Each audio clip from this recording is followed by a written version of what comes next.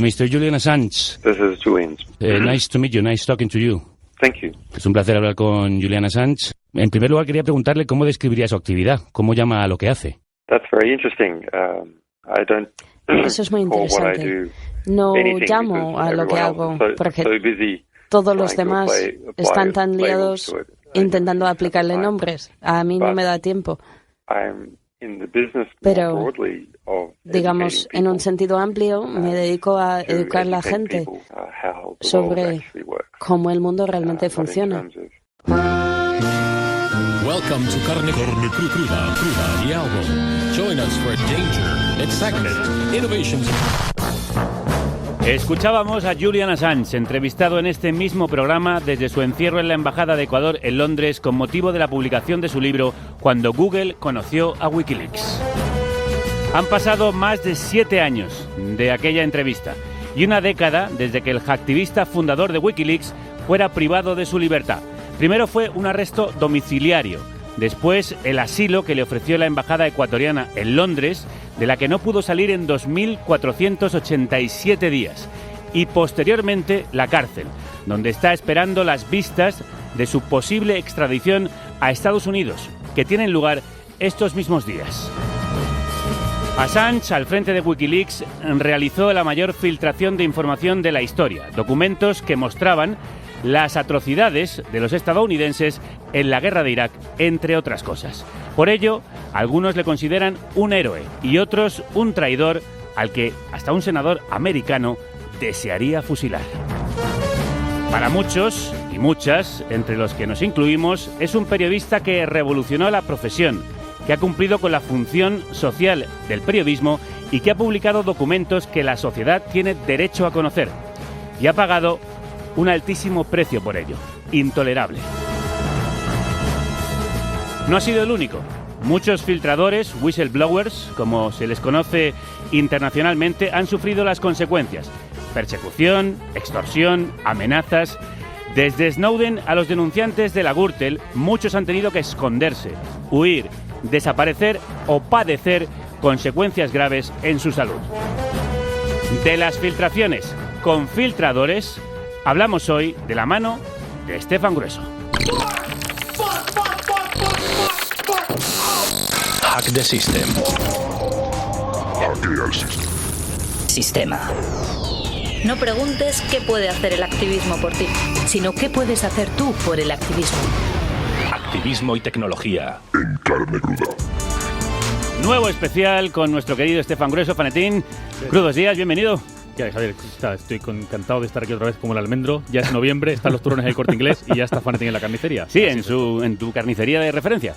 Bueno, hoy hablamos de los denunciantes o filtradores, también llamados alertadores, como el caso de Assange, Snowden, los papeles de la castellana. ¿Con quién hemos comenzado con Assange? ¿Por qué estas personas son consideradas también activistas? Sí, en realidad están consideradas activistas, pero bueno, básicamente son como ciudadanos que lo que hacen es la cosa correcta. Son personas que se encuentran con unas prácticas que pueden ser delictivas o que pueden ser de mala praxis y sencillamente la dan a conocer. Entienden que la sociedad tiene derecho a conocerla y sencillamente lo comunican, ¿no? Esto de las filtraciones no es nada nuevo. A mi entender no es otra cosa que periodismo, ¿no? Y además yo creo que si pensamos un poco en los antecedentes analógicos que tienen estas prácticas, ¿no? Como el Watergate, los papeles del Pentágono, yo creo que hay un consenso social en que la gente tenía derecho a saber eso y el cómo se consiguieran es un tanto irrelevante. Y hemos visto que pagan consecuencias muy caras.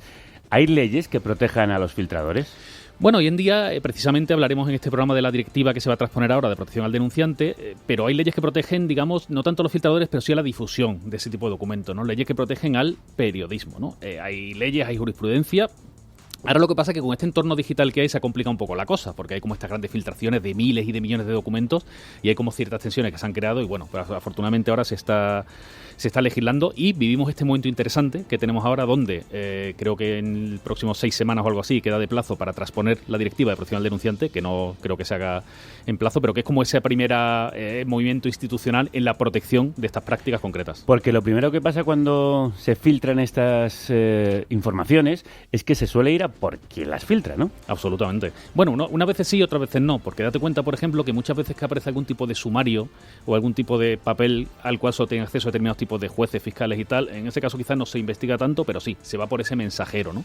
Insisto, ya hay una jurisprudencia bastante consolidada y las leyes dicen pues que tenemos derecho a saber y que si no ha habido ningún delito a la hora de conseguir los documentos y tal, son publicables y sin problema, vaya, es periodismo. Y en el caso de Assange, ¿en qué situación se encuentra en estos días? Pues Assange está precisamente estos mismos días en la enésima vista sobre su posible extradición a Estados Unidos, ¿no? Y bueno, la situación es un poco compleja porque, aunque no se ha entrado en el fondo del asunto, sí de momento se ha dictaminado que es peligroso para su salud que sea extraditado a Estados Unidos y bueno, se está discutiendo esos días y no se sabe qué va a pasar. Realmente hay un convencimiento de todo el mundo que si este señor acaba en Estados Unidos lo va a pasar muy mal y bueno, y hay cierta presión pues para que se quede donde está. Vaya. Como ya nos contó en este programa su padre, su salud es precaria en este momento, claro, después de tantos años perseguido y encerrado, es una persona que está tanto física como psíquicamente muy deteriorado. Y sería un error y probablemente muy grave para su futuro que fuera extraditado a Estados Unidos. Desde aquí volvemos a decir, como tantos activistas, libertad para Julian Assange. Y de todo esto y de mucho más vamos a hablar con expertos y con filtradores, como os decía, que han sufrido las consecuencias de hacer lo correcto.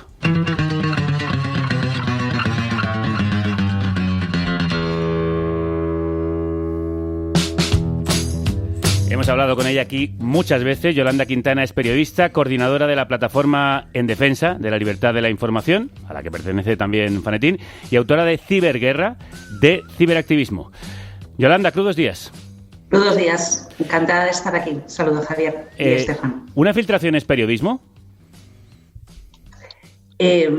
Pues lo que depende, de lo que determina esto es el contenido de esta filtración y si efectivamente es información de interés general, como muy bien apuntaba Estefan, que está protegida tanto por nuestra legislación, por la propia Constitución, porque es un derecho fundamental, como por los estándares internacionales. Si esta filtración tiene contenido relevante y veraz, sin duda sí que es contenido periodístico y merece toda la protección de estos estándares legales. ¿Y qué es lo que establece que sea relevante? Bueno, eso sí que lo ha dejado muy claro la jurisprudencia. O sea, es información que tenga alcance social y que tenga impacto en la vida pública. Es decir, algo que afecte a la vida privada de una persona pues no entraría dentro de esta protección. Entonces, cualquier información relevante de interés público y que afecte a la vida económica, a la vida política o a la vida colectiva del conjunto de la sociedad y que sea relevante, que no sea un aspecto privado y de poca importancia pública, pues no tendría esta consideración de protección especial que tienen las filtraciones periodísticas. En la defensa del Estado de Derecho, la lucha contra la corrupción y la regeneración institucional trabaja Elisa de la Nuez, jurista, abogada del Estado en excedencia y secretaria general de la Fundación Hay Derecho. Elisa, además, de vez en cuando se dedica a reñirme un poco en Twitter cuando yo muy brevemente digo mis cosas, con lo cual yo creo que nos llevamos muy bien. Así que, crudos días, Elisa. Hola, ¿qué tal? Buenos días. ¿Cuál es el marco legal que regula hoy en día estas prácticas de las que estamos hablando? Bueno, pues ese es un poco el problema, ¿no? Tenemos a nivel, digamos, europeo, tenemos la directiva que todavía está sin transponer en el derecho nacional, que vence además el plazo el 17 de diciembre, con lo cual pues podemos estar seguros de que no vamos a llegar a tiempo. Y luego tenemos normativa, hablo sobre todo del tema de los alertadores, ¿no? A nivel autonómico, en algunas comunidades autónomas, por ejemplo, tenemos en Valencia, en Andalucía, en Navarra, pero no tenemos nada a nivel estatal. Y eso es especialmente preocupante porque, claro, digamos, el alertador o el denunciante, pues según donde esté denunciando, pues tiene protección o no la tiene, ¿no? Con lo cual, pues la situación es un poco peculiar. La falta de protección la ha sufrido nuestra siguiente invitada. Ella se encuentra en el activismo anticorrupción, es Ana Garrido Ramos, también la habéis escuchado en este programa en diversas ocasiones. Fue funcionaria del Ayuntamiento de Boadilla del Monte, en la Comunidad de Madrid, y se convirtió en denunciante en el caso Gürtel. Y ha fundado Proética, una empresa para implementar buzones de denuncia. Ana, crudos días. Buenos días, Javier. ¿Qué tal estás? Bien, con mucho lío con el tema de la empresa, con juicios, desbordada como siempre, sobreviviendo. Sí, sobreviviendo, nos lo has contado en diversas ocasiones. ¿Cómo es posible, Ana, que 14 años después de tu primera denuncia sigas de juicios por esto? Pues mira, ¿sabes qué ocurre? Que durante todos estos años hay muchos ataques por muchos lados y nos ocurre a todos los denunciantes. Acoso mediático, acoso laboral, bueno, un sinfín de situaciones y tienes que priorizar. Entonces eliges lo que es más urgente y lo vas denunciando y entonces en este caso yo ahora mismo los juicios, acabo de ganar una sentencia contra 2 medios de comunicación que estaban mintiendo sobre mí en su momento y bueno, están recurriendo, yo tengo que contestar a los recursos de apelación. Entonces, esto es, los denunciantes siempre decimos que el que es denunciante lo es para toda la vida. Y máxime si además te conviertes en un activista anticorrupción, como es mi caso. Oye, por cierto, es interesante porque estos mismos días, parece que está pasando todo, que este programa lo hemos clavado, ¿no? Pero el exalcalde de Boadilla, que porque ahora se va a abrir la pieza de la Gürtel que le toca, de repente es como que ha recordado o ha entrado en razón y ha contado a la Fiscalía determinadas prácticas, ¿no? Que está relacionado pues con la etapa de Ana allí en el Ayuntamiento. Y es muy interesante lo que estaba contando Ana de los medios. Ella denuncia medios porque los filtradores y filtradoras suelen recibir un ataque también por parte de medios afines a los partidos sobre los que se denuncia. Sí, en general yo creo, Ana, y quería preguntarte sobre esto, todo este tema de las filtraciones de los filtradores tiene como una mala imagen, ¿no? Se considera pues como una tradición, como chivarse. ¿Eso por qué crees tú que es así? Bueno, yo creo que lo perciben así los cobardes o los que tienen en juego ciertos fines económicos. Porque en mi caso tengo que decir que es mal visto por mis ex compañeros de trabajo, pero sin embargo por la sociedad civil en general yo he recibido un apoyo enorme, que es lo que me ha dado la fuerza para continuar.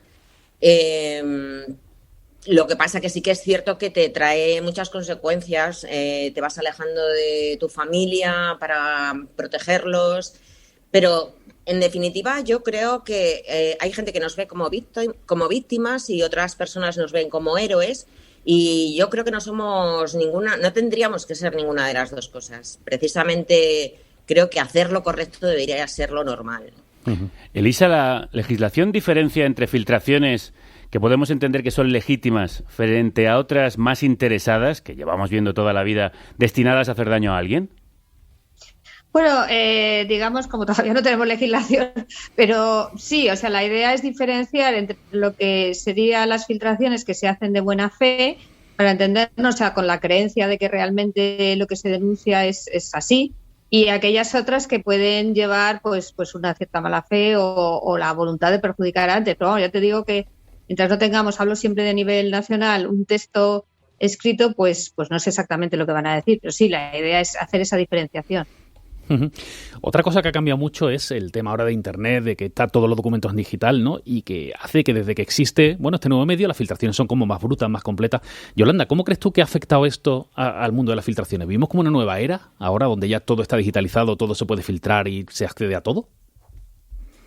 Bueno, yo creo que estamos en una nueva era. Internet ha permitido acceso a informaciones que antes no eran accesibles y ha impactado de una manera muy positiva al periodismo. O sea, vamos a entender que ahora son filtraciones de un gran volumen de información y que, por ejemplo, han favorecido consorcios de periodistas. Filtraciones que han merecido el reconocimiento público, como los papeles de Panamá, que fueron incluso un Pulitzer, que es el reconocimiento periodístico a nivel mundial más importante. Es decir, que está claro que las filtraciones tienen relevancia periodística y tienen relevancia pública. Bueno, pues también han propiciado nuevas formas de trabajar porque son un volumen de información muy importante. Y después hemos visto con filtraciones siguientes. ¿Cuál es el problema y dónde están las carencias de esta directiva que estamos todos pendientes de que se transponga y desde la PDLI estamos impulsando? Bueno, pues que no solo se considere el denunciante como una fuente interna y que sin duda va a tener un papel muy importante para el buen gobierno y la lucha contra la corrupción dentro de una organización, sea una organización pública o una empresa.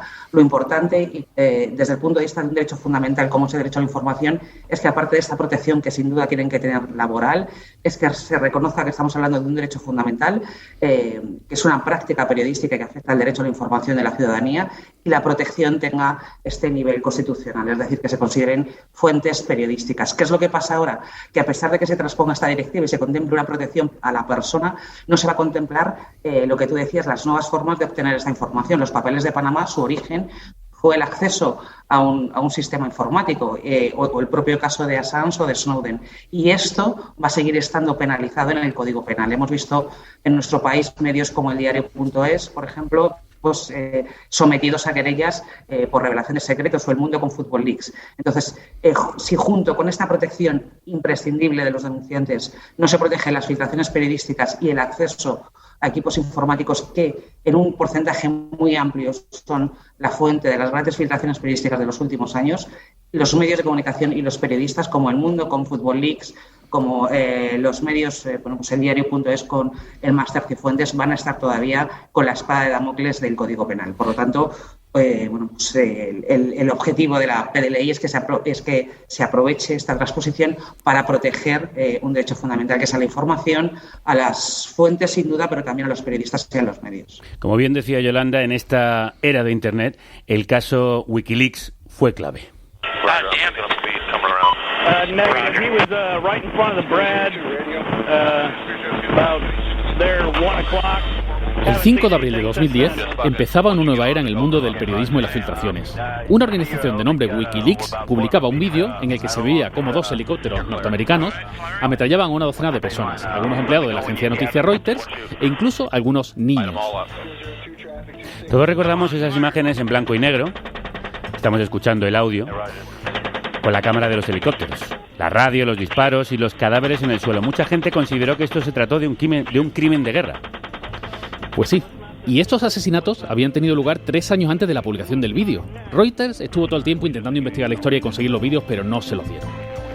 Y ese día se publicó todo. Después siguieron otras grandes revelaciones. En noviembre de 2010, el Spiegel en Alemania, el Guardian en Reino Unido, Le Monde en Francia, el Washington Post en Estados Unidos y El País en España comenzaron con la publicación de los cabres filtrados del Departamento de Estado de los Estados Unidos, o sea, las comunicaciones confidenciales entre las embajadas y el gobierno, lo que creó una de las mayores crisis diplomáticas de la historia.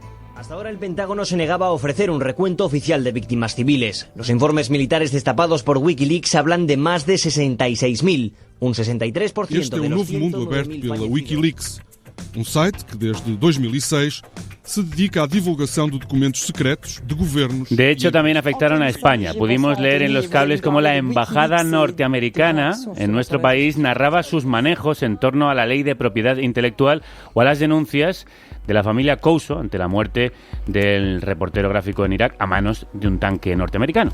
Pues sí, y todo de bastante poca vergüencita. Y a partir de ahí comenzó esa persecución que todavía continúa a Julian Assange, el hombre tras Wikileaks. La digitalización de prácticamente todos los documentos existentes, así como Internet como esa fuente de difusión global que permite difundir información en segundos a todo el mundo, crearon un nuevo marco en el acceso a la información. La era de las grandes filtraciones había comenzado. Siguieron otras muchas que nos sonarán los nombres: LuxLeaks, los Panama Papers, Offshore Leaks, Pandora Papers. Hemos tratado en Carne Cruda muchos de estos temas basados en las grandes filtraciones, ¿sí? Pues sí, ahí estamos, y en 2013, pues, oh sorpresa, todo volvió a cambiar. Otra vez, sí. My name's Ed Snowden. I'm 29 years old. I work for Booz Allen Hamilton as an infrastructure analyst for NSA in Hawaii. Un joven analista de una subcontrata de la NSA, de nombre Edward Snowden, se encontró en Hong Kong con la documentalista Laura Poitras y el periodista del Guardian Glenn Greenwald, y les facilitó las pruebas del mayor montaje de espionaje e ilegalidades cometidas por los Estados Unidos y otros países contra sus propios ciudadanos, el programa PRISM y otras prácticas de vigilancia masiva. Básicamente, los estados tenían acceso a copias de todo lo que tú tuvieras, hablaras, guardaras o hicieras en servicios de Internet como Google, Apple, Microsoft, Facebook, Skype, AOL, Yahoo, etc. El gran hermano. Todo. La era de la vigilancia total había empezado. Para proteger a quienes denuncian los abusos y corruptelas, el año pasado se aprobó en Europa la Directiva de Protección al Denunciante, que quiere regular la atención y protección de denunciantes o alertadores de corrupción, y que, como directiva que es, tiene que ser adaptada a las leyes de cada Estado miembro. El plazo para que entre en vigor acaba dentro de mes y medio. Hablemos de esa directiva y de su transposición. ¿Cómo nos llega? ¿Cómo va a funcionar, Elisa? ¿Está bien diseñada?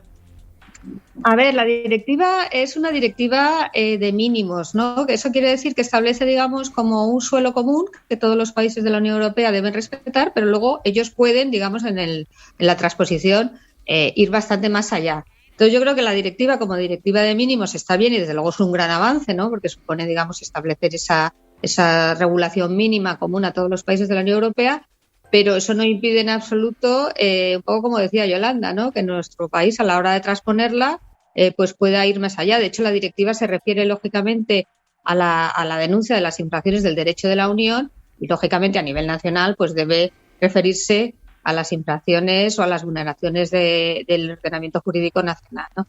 Por tanto, desde luego es un gran paso adelante y la prueba es que hemos tenido directiva antes de tener legislación nacional, pero queda mucho por hacer y quizá lo más preocupante es que pese a todo lo que se nos ha dicho a los que trabajamos en estos temas, pues estamos a 3 de noviembre y bueno, pues no tenemos muchas noticias de la transposición, ¿no? Con lo cual parece, como decía antes, que el plazo no se va a cumplir y bueno, pues eso demuestra un poco, ¿no? Lo que siempre decimos, que no parece que haya mucho interés o mucha voluntad en cuestiones que yo creo que son básicas, no solo para los alertadores y los denunciantes, sino también para la ciudadanía. Uh-huh. Esta directiva y la transposición, precisamente lo que quiere evitar es que haya gente como Ana que tenga que sufrir lo que ha sufrido pues todos estos años de persecuciones. Ana, a mí me gustaría que nos contaras un poco, después vamos a hablar con otro compañero alertador que también ahondará un poco en cómo se vive cuando te han denunciado y las presiones que recibes, pero Ana, ¿por qué no nos cuentas un poco, más allá de lo laboral, que no lo podemos imaginar, ¿no? Y de tu imposibilidad de seguir con tu plaza trabajando en tu ayuntamiento y tal, ¿cómo han sido estos 14 años? ¿Por qué has pasado tú? ¿Qué es lo que esperemos que esta nueva directiva de cierta forma ayude a que otras personas no tengan que pasar por ello? Bueno, a ver, voy a intentar resumir 14 años de mi vida, pero... Durísimos, además. Pero, resumiendo, yo tenía una forma de vida muy normal, había pasado mis oposiciones. En mi caso, tengo que decir que era laboral fijo por oposición. Si hubiera sido funcionaria podía haber hecho una pregunta y haberme cambiado a otro municipio, pero en mi caso no fue posible. Para mí no es tan grave el acoso laboral, aunque lo sufrí, lo denuncié, lo gané y la opción que me quedaba era o reincorporarme a mi puesto de trabajo, con lo cual iba a seguir sufriendo el acoso igualmente porque me cambiaría de departamento, pero la cabeza visible era el alcalde. Entonces a partir de ahí, bueno, aunque ganes sí te dan una indemnización, que esa indemnización todo el mundo dice, bueno, pues qué bien, ¿no? Pues no, porque todo ese dinero va destinado a saldar deudas con abogados, a pagar deudas porque te quedas sin trabajo, intentas hacer entrevistas y no, y bueno, y primero te dicen que sí, pero luego te llaman para decirte que no. Bueno, es como todos lo definimos, todos los denunciantes, esto es como un maratón, como una carrera de fondo. Bueno, yo me tuve que, antes de denunciar por acoso, como ya había denunciado la parte de Boadilla que concierne al caso Gürtel, y mi nombre todavía no había salido a la luz, pues para preservar mi anonimato y mi integridad física pedí una excedencia y me fui a trabajar a Costa Rica, pues de jardinera, de ama de llaves, de lo que pude, ¿no? Y bueno, pues cuando cambió el equipo de gobierno, que fue el alcalde nuevo fue Antonio González Terol, que a día de hoy es diputado a nivel nacional, pues es cuando precisamente sufrí la mayor etapa de acoso. Pero el acoso brutal viene después. Pues yo pensaba que al irme de mi puesto de trabajo ya iba a terminar lo más fuerte, pero que va. Yo no podía pagar el alquiler de mi casa, me tuve que ir a una casa abandonada a vivir, estuve allí un año calentándome la comida en la calefacción central. Empecé a hacer artesanía vendiendo por mercadillos, finalmente...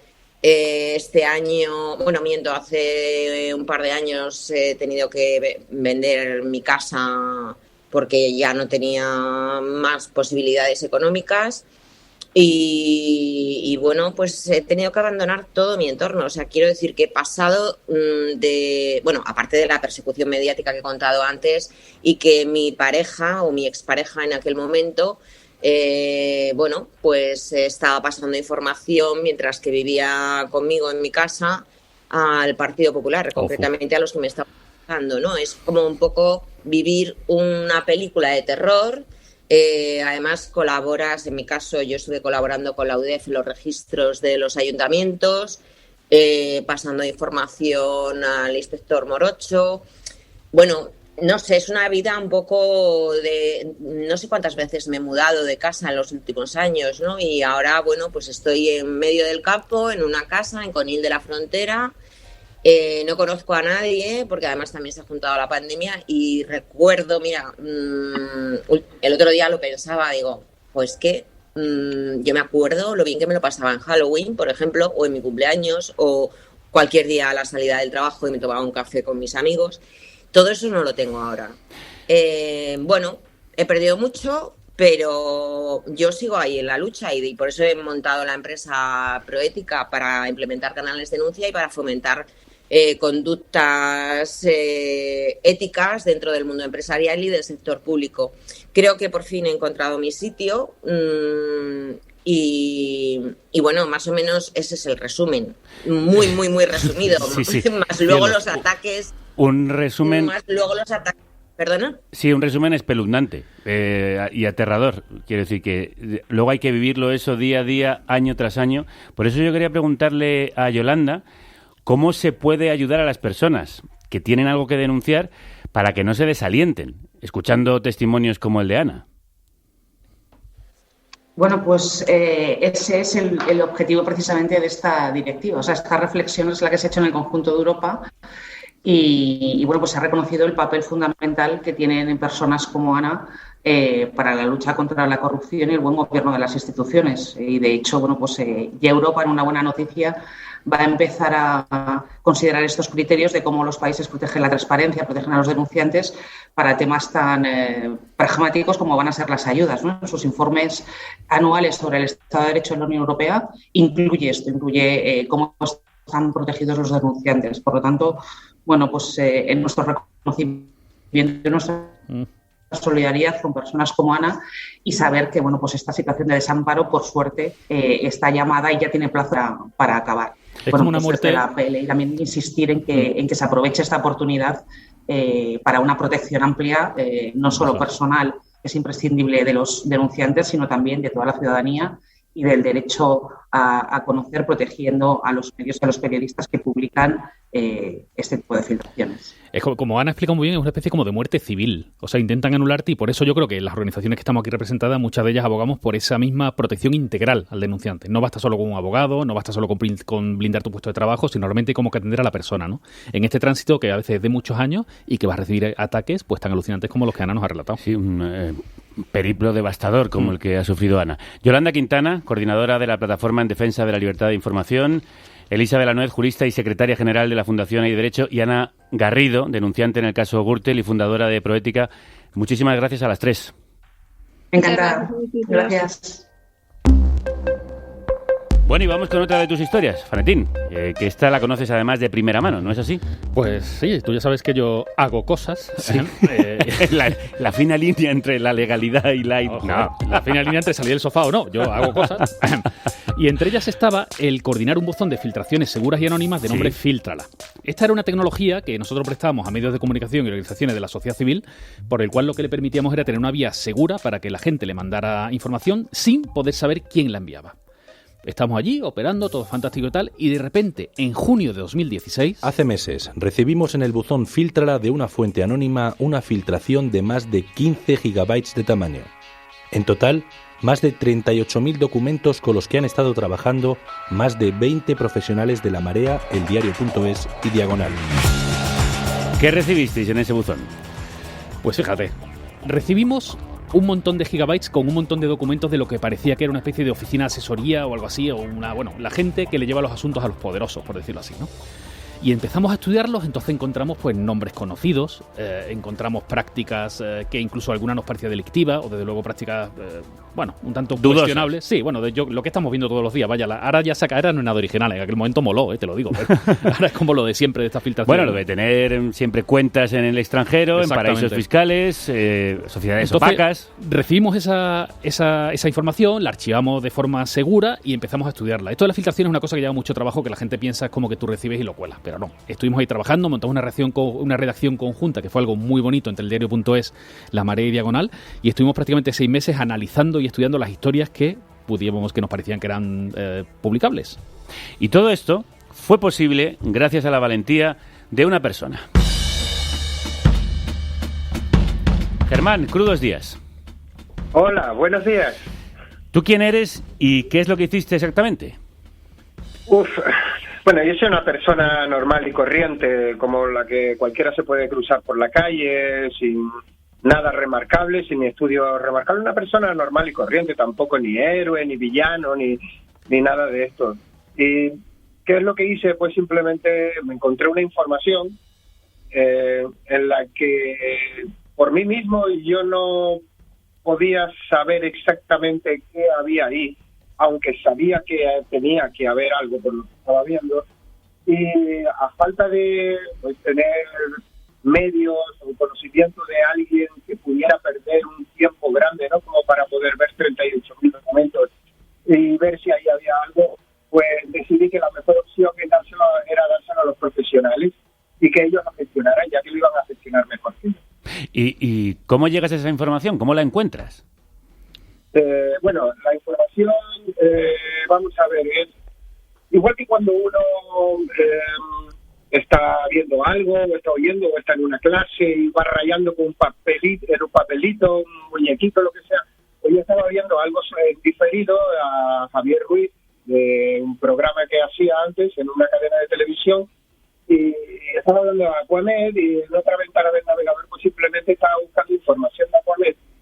Pues sí que es verdad, con un DOR, que es lo que se llama informáticamente hablando, es un código de búsqueda para filtrar mejor en Google y raspar un poco más Google sin encontrar, ¿verdad? Porque si cuando hablan de algo por la tele y buscamos en Google, casi todo lo que vamos a encontrar es lo que ya nos están diciendo por la tele, vamos a encontrar algo un poco diferente o de antes, y realmente lo que salía recurrentemente como si fuera un spam era una información determinada, que eran estos los papeles de la Castellana. Uh-huh. Ya molesto incluso, pues miré a ver qué es lo que era, y al ver esa cantidad de nombres, esa cantidad de palabras clave como fundación, SICAP, banco de aquí, Suiza, pues ya me picó más el gusanillo, la verdad, y entonces fui a ver si podía echarle un vistazo más con más detenimiento, y para ello me lo descargué todo y verlo, utilizar el sistema offline, o sea, el sistema de búsqueda mismo de Windows para ver exactamente si ahí había algo. Bueno, yo lo hacía por curiosidad, en ningún momento sabía ni de dónde venía, ni a qué pertenecía, incluso me sospechaba que podía ser simplemente un repositorio de una página web que se dedicara a la política o a asuntos financieros. Bueno. Entonces, claro, que esto ha sido la casualidad ha tenido mucho que ver, pero ya le digo como si llamara a mi puerta, porque era algo que me salía recurrentemente, y estaba en Google y estaba abierto para cualquier persona, y de hecho mucha gente accedía. Eso es lo sorprendente, que estaba allí disponible, en realidad no estaba oculto, solo había que encontrarlo. Ni estaba protegido, quiero decir. Germán lo contará ahora, pero una de las cosas que ha hecho Germán es simplemente buscar en un buscador parecido a Google y encontrarse cosas que estaban indexadas. O sea, no se ha saltado una protección, no ha hackeado, no ha hecho ningún tipo de actividad, ya no delictiva, sino proactiva. Como nos contaba, era un usuario que estaba buscando otras cosas en Internet, más allá de lo que nos ofrece siempre Google, que es lo mismo que vemos en televisión. Vamos con otra historia en torno a filtraciones, periodismo y la persecución de los periodistas. Y en este caso, oh sorpresa, de nuevo es una experiencia propia, Javier. Pero, Fanetti, ¿de qué nos vas a hablar? ¿De Filtrala, la plataforma de filtraciones segura y anónima de la que hablabas antes? No, que ya nos conocemos y hemos hablado de muchas cosas, pero me da que esta historia no la conoces. A ver. Vamos a hablar de una persona, y no de cualquiera. ¿Y de cómo? Para encontrarnos con él teníamos que cambiar de coche, dejarnos llevar a sitios que no sabíamos. Sí que me lo has contado. ¿Te lo he contado? Sí. Vaya por Dios, venía yo aquí con la gana exclusiva, de verdad esto no puede ser. Bueno, pero a los oyentes no. Ah, vale. Así que adelante. Pues sí. Pues eso, era una persona que cada vez que íbamos a verla, quedamos en un sitio, nos recogía la Guardia Civil, nos metía en un coche, nos cambiaba de coche, nos controlaba la identidad. Bueno, era una historia. Mira. Y sobre todo, lo que te voy a contar y lo que vamos a contar a todo el mundo es cómo cuando el sistema se dio cuenta de un poco de en qué andábamos, inmediatamente todo se boicoteó y se fue al garete. Vamos a hablar de este señor. I'm very pissed off having people not taking their responsibility, being paid by ourselves, by all tax, to take their responsibility. Que también estuvo en este programa, por cierto. Oye, ya no se puede venir aquí a hacer nada, ¿eh? O sea, pero de hecho estuvo gracias a ti. Sí. Pues sí, como muchas de nuestras oyentas habrán adivinado, se trata de la voz de Hervé Falciani, aquel informático que trabajaba en una filial suiza del banco HSBC y que sobre 2008 se hizo con un listado de unos 130.000 ciudadanos defraudadores.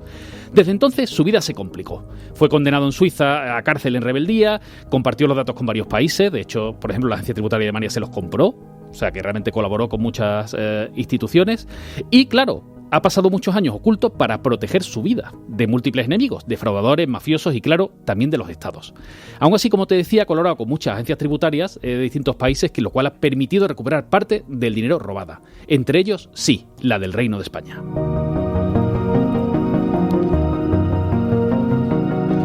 Y en esto, Javier, que andamos en ese post-15M, cuando me llega la noticia de que Falciani quiere encontrarse con alguien del 15M. Toma ya. ¿Y quién es mejor para representar el 15M que Fanetti? No, más que quién mejor, que yo me enteré de eso, me puse súper nervioso. ¿Y qué es lo que hice? Pues hablé con mi amigo hacker y, por cierto, posterior concejal del Ayuntamiento de Madrid, porque las cosas cambiaron, y nos pusimos a ello. Contactamos con él, intercambiamos una serie de comunicaciones seguras, incluida alguna videoconferencia, y decidimos vernos. En aquel momento, Hervé estaba colaborando con la Agencia Tributaria y la Fiscalía Española, y estaba protegido por policías, alojado en un sitio secreto. ¿Sí? Tenía un régimen como de una teórica libertad, ¿no? Pero siempre iba acompañado de escoltas y a veces no le dejaban hacer cosas, ¿no? Por entonces todavía no tenía apariciones públicas. Se sabía quién era, pero no lo veíamos. ¿Y quedasteis con él? Pues quedamos con él. Sí. Cuando quedamos con él esto era como una película. ¿Sabes? A ver. Nos recogió la Guardia Civil de paisano en un sitio, comprobaban nuestra identidad, nos llevaban en un coche y nos llevaban a no sé qué sitio fuera de Madrid y quedábamos con Hervé en una terraza de un parque, que estamos sentados los tres, ¿sí? Y la policía dando vueltas por allí, mirándose, una cosa un poco... ¿Y Hervé a cara descubierta? Hervé a cara descubierta, claro, nadie sabía quién era de cierta forma, ¿no? Y con nosotros sentados en ese parque hablando de nuestras cosas y tal. Y fue muy interesante porque yo allí me di cuenta que Hervé es un tío que tiene discursos. Es un poco como Snowden, ¿no? No solamente ha filtrado, sino que tiene un discurso, lo tiene pensado y este tío quiere acabar con la corrupción, no tenía como una obsesión. Y además nos contaba que él sabía cómo acabar con la corrupción. ¿Y qué crees que sucedió? Sorpréndeme. Pues mira, te lo voy a ilustrar un poco con esta simpática sintonía.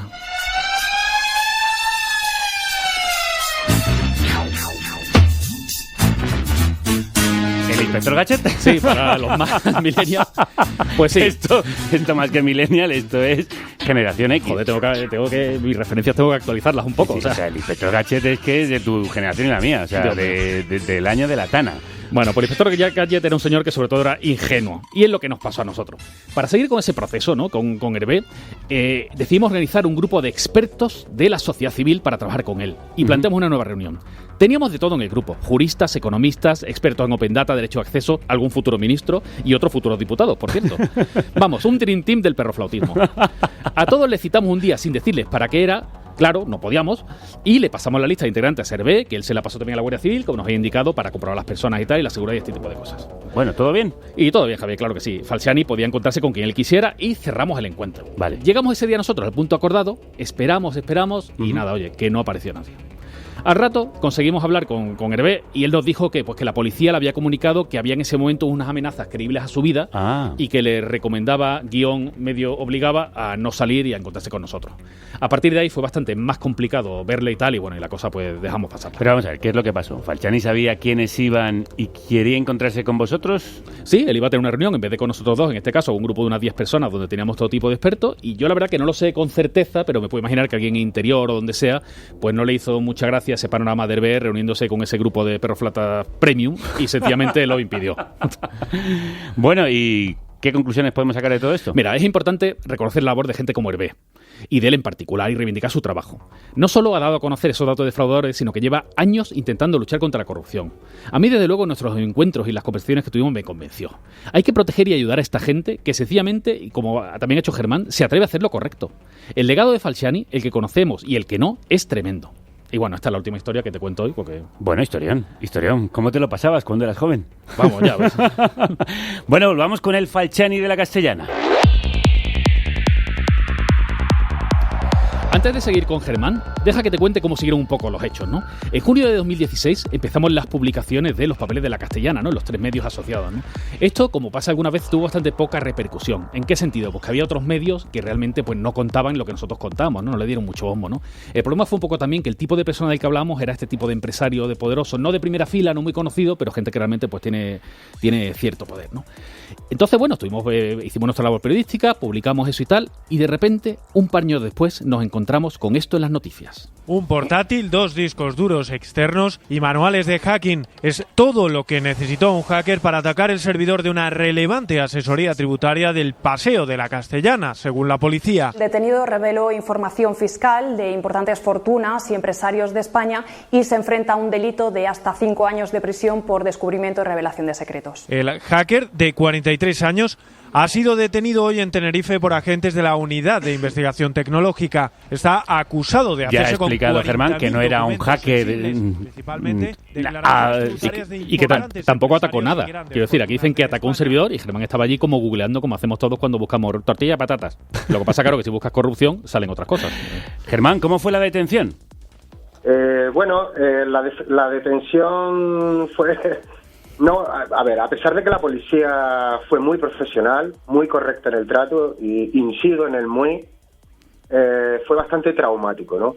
Porque el hogar es un lugar donde uno lo tiene como un refugio, ¿no? Como que todo puede pasar fuera de tu hogar, pero en tu hogar estás tranquilo, protegido, y que de madrugada se te metan 7 personas en la casa y tal, y bueno... Uno a una edad pues tiene en cuenta la familia, el susto que da, todo eso. Pues la verdad que es bastante fastidioso, ¿eh? Bastante fastidioso y en el tiempo deja secuelas. Sí, ¿te asustaste? Bueno. ¿Perdón? ¿Te asustaste? Bueno, muchísimo, vamos, me quedé temblando. Yo temblaba, ni siquiera podía hablar porque realmente yo pensaba que nunca iban a venir, no por el hecho de que yo me hubiera escondido, porque lo busqué desde mi ordenador, desde mi casa, sin ocultar nada, sino porque pensé, yo confiaba más en el criterio de la justicia, en el criterio de la propia policía, que al ver que esto venía de Google, un lugar abierto, o sea que era una fuente de información abierta, pues realmente, pues nada, pues que iba a quedar en nada y que no iba a motivar pues un registro de ninguna de las maneras en mi casa.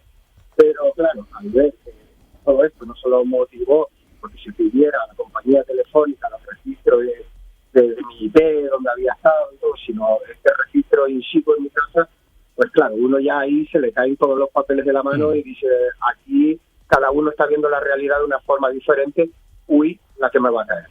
¿Y cómo os enterasteis de esto en Filtrala, Valentín? Pues mira, esto pasó en un sitio icónico que conocemos en Carne Cruda, que es la estación de tren de Huesca, del Congreso de Periodismo Digital, donde han pasado grandes cosas en este programa. Y estaba yo en ese momento con Juan Luis Sánchez, subdirector de Diario.es, y de repente nos empezaron a llamar por teléfono mientras esperábamos el tren y nos contaron que había salido esta noticia que no nos habíamos enterado y bueno, nos pusimos los dos muy nerviosos por la parte que nos tocaba y cada uno nos pusimos a hacer nuestra cosa. Juan Luis sus cuestiones periodísticas, yo también, qué ha pasado, quién es esta persona, qué es lo que ha pasado. Y bueno, y estuvimos allí sin saber lo que hacer y sobre todo sin saber quién era la persona porque, insisto, el buzón Filtrala y estas prácticas se basan en no poder saber quién es la persona que ha mandado esos documentos. Yo no tenía idea quién era Germán, no lo conocía, no sabía nada. Y bueno, empezamos ahí y tal, y ya un poco más tarde y tal, pues Germán comunicó con nosotros y desde Filtrala pues intentamos ayudarle un poquito en este proceso que se le venía por encima. Porque supongo que al principio, Germán, te sentías muy solo y desasistido. Bueno, sí, realmente cuando a mí me detuvieron y estaba en la estación de policía, el abogado de oficio que me asignaron me recomendaba que no declarara y yo llevándole la contraria quise declarar, pero precisamente porque bueno, la policía me dijo que si declaraba tenía la opción de salir fuera y si no, pues ya vería, o me quedaba dentro, ya se vería lo que dijera el juez. Y yo necesitaba salir fuera precisamente eso, para pedir un auxilio. De hecho, lo primero que se me ocurrió fue llamé, gracias al periódico Diagonal y gracias a Terz García, y que a partir de ahí pues empecé a ponerme en contacto, se puso en contacto conmigo Fanetín y etcétera, etcétera. Y simplemente por eso, por la sensación de desamparo, de que tienes ese miedo de que pueden hacer contigo esta gente tan poderosa, que es por la incertidumbre y no te va a enterar. O sea, uno necesita testigo de que, vale, si me vas a coger de cabeza de turco, hazlo delante de todo el mundo. Eso por lo menos a uno le da la impresión de que lo va a frenar un poco, ¿no? ¿Cómo siguió la historia por vuestra parte, por tu parte, Fanetín? Bueno, pues nosotros entendimos, aunque no era nuestra misión, y nosotros de Filtrala y la ONG que la operaba nos dedicamos a hacer esta intermediación técnica, decimos que no se podía dejar sola a esta persona, y bueno, lo que hicimos fue buscarle un abogado, hacer unos peritajes e intentar acompañar a Germán en este proceso que ha sido una serie de años, ¿no? Y una cosa importante, que además espero que esperemos que solucione esta nueva directiva, o que por lo menos la atienda, es el tema de esa atención sociopsicológica, por llamarla así, ¿no? Yo no hacía otra cosa, o sea, no he hecho nada ni muy y tal, pero yo durante esos años, cada 2 o 3 semanas hablaba con Germán un poquito. Ajá. Hablaba con él, le contaba cómo iban las cosas y sencillamente le acompañaba, ¿no? Porque estás totalmente solo en una situación de esta. Claro, Germán, ¿cómo ha sido ese tiempo de espera? Todos esos años esperando el juicio, además en una situación económica que no es la mejor en tu caso, porque además vives con tu madre que está mayor. Sí, bueno, no. Mi madre tiene 71 años, pero todo se ha dicho, está bastante bien. Está bastante bien, gracias a quien sea, pero me alegro mucho, pero sí, está bastante bien.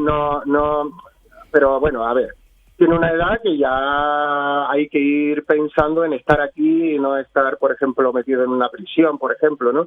Quiero decir que a mí se me vino el mundo encima, se me destruyó todo. Yo he pasado estos años pues con muchos ataques de ansiedad, me han venido enfermedades que ni sabía ni sospechaba que existían, y todo causado por la ansiedad. Pues la verdad, estos últimos 3 años han sido casi para olvidar. ¿Te arrepentiste en algún momento de haberlo hecho, de haber filtrado esa información? Esa es la pregunta del millón, ¿no? Pues la verdad es que eso es como todo. Ya que tienes 3 días seguidos con ataque de ansiedad y claro que te arrepientes. Dice, si hay máquina del tiempo, vamos, ni de broma. Pero también pones a ver las noticias, te vuelves a calentar de cómo está todo, de que existen 2 sistemas, uno para ricos, otro para pobres, y bueno, y todo lo contrario, te sientes orgulloso y dices, bueno, pues lo he hecho, ¿no? He hecho lo que he podido, yo he puesto mi granito de arena, ¿no? Porque esto lo hacemos todos, sí. Si no, poco que tenemos se habrá conseguido así, gracias al esfuerzo. Tu granito de arena, además, ha venido poco. A costa de poner tu propio cuerpo, de poner tu propia vida en juego. ¿Qué pasó con el juicio, Fanetín? Bueno, el juicio tardó unos años en llegar, que fue un tiempo muy, muy difícil, ¿no? Nosotros, como te digo, desde la AWP, que es la ONG que operaba Filtrala, le pusimos un abogado. Desde un principio, con el propio peritaje y con el propio informe de la policía, se podía ver que no era delito lo que había hecho. Era evidente. Por otra parte, sabemos cómo son estas cosas, ¿no? Y sabemos que, bueno, que te lían años y que lo pasas tan mal que, bueno. Al final llegó el juicio. Cuando llegó el juicio, Germán decidió conformar con la acusación, con lo cual, digamos, que reconoció ese delito y tuvo una condena, pero no entraba en cárcel, con lo cual lo que le permitía era como seguir con su vida, ¿no? Es un poco frustrante, que es una cosa que pasa mucho, vemos mucho esto también, los desahucios, este tipo de cosas, ¿no? Donde la fiscalía te va a ofrecer una cosa de tú te vas a tu casa y no pasa nada y cancelas los antecedentes, pero estás reconociendo una culpa. Exactamente. Porque esto sin duda se habría ganado. O sea, se habría ganado en el recurso, en algún sitio y tal. Pero, comprendiendo perfectamente a Germán la situación y lo mal que lo había pasado, pues él decidió conformar, a nosotros nos pareció bien, el abogado también, y sencillamente se acabó la cosa, Germán puede seguir con su vida, y ahora lo que hay que esperar pues que haya otra gente que, como Germán, decida hacer lo correcto para tener una mejor sociedad. ¿Y cómo te sientes después de haber hecho lo correcto, como dice Fanetín, pero haber tenido que reconocer una culpa? Bueno, mire, Javier, perdona que te tuteé. Sí, claro. Te voy a decir, es difícil de contestar. ¿Cómo se siente uno? Bueno, me siento aliviado. La verdad es que me siento aliviado, porque ha llegado un momento que ha sido tal estallido en mi cabeza continuado, ya le digo, por la ansiedad, por la incertidumbre, por el mentalizarme. Dese cuenta que yo me he aprendido todas las leyes de prisión. O sea, en mi cabeza yo ya estaba en prisión. Claro. Sí, yo me acuerdo, de hecho, que un alivio. Germán, las conversaciones... Decir, me da igual, ponme lo que quieras, ponme una chapa, tatúame en la frente que soy un criminal, pero déjame en libertad, déjame que pueda seguir con mi vida. Es lo único que me importaba. De hecho, Germán... El cerebro, la parte reptiliana del cerebro que intenta sobrevivir cuando ve amenazada su forma de vida o algo, no lo sé. Germán, ¿te acuerdas que en las conversaciones que tuvimos, ¿no? Tú siempre tenías mucho miedo de ir a la cárcel, lógicamente, y yo en la posición en la que estaba era que, bueno, hablando con los abogados y tal, yo no podía asegurarte que no ibas a ir a la cárcel. Siempre te decía, Germán, es como muy improbable, pero claro, ese miedo estaba ahí y, Javier, tú no sabes lo que es estar esos años esperando que un día te citen, donde a lo mejor vas a la cárcel, ¿no? De verdad, porque has estado ahí como si fuera un miembro de mi familia más, desde el principio. Ha sido de verdad un arropamiento increíble, es decir, que Filtrala no tiene nada, pero nada que ver en el funcionamiento de Filtrala de que a mí haya venido la policía y me hayan encontrado. Esto ha sido porque simplemente, como digo, miré desde el ordenador de mi casa sin ningún tipo de protección, porque no había ningún tipo de motivo de buscar información donde no pudiera hacerlo. Como digo, fue en Google. Entonces, claro, yo en ningún momento pensé que eso fuera ilegal. Germán, te queremos agradecer desde aquí lo que hiciste, haberte jugado el pellejo por filtrar este caso que es relevante para la información pública, el caso de los papeles de La Castellana, y te agradezco también que hayas estado estos minutos con nosotros, ha sido interesantísimo escucharte. Un abrazo muy fuerte. Un abrazo muy fuerte, muchas gracias, significa mucho. Muchas gracias. The Whistleblowers, así se llaman los denunciantes y filtradores, y así titula la banda eslovena Leibach este tema. Nos levantamos, crecemos, caminamos y nos paramos, nos quedamos de pie, nunca caemos. Pues esperemos que no decaigan y estén bien protegidos todos aquellos que se exponen a denunciar la corrupción y los abusos. Valentín, gracias por hacer cosas. Gracias a vosotros, amigos. Ahí seguiremos. Y demostrarnos que se pueden hacer, que sí se puede. Hasta pronto. Vaya programazo que te has marcado, amigo. Sí, ¿verdad? Todo repetido por lo visto, pero oye. No. Muchísimas novedades y muy, muy interesantes. ¿Sabes? Una última cosa muy brevemente. Con estas cosas que hacemos, esto de los papeles de La Castellana, que parece como que no tuvo ninguna trascendencia, pero hay un montón de cosas que no sabemos. Entonces la agencia tributaria ha hecho sus actuaciones y tal, y esta gente que salió allí, que al final como que no pasó nada, a lo mejor sí pasaron cosas, así que también nos vamos a quedar con eso. Bravo por ti. Y bravo por los que filtran. Ahora Carne Cruda diario. Solo si tú nos ayudas.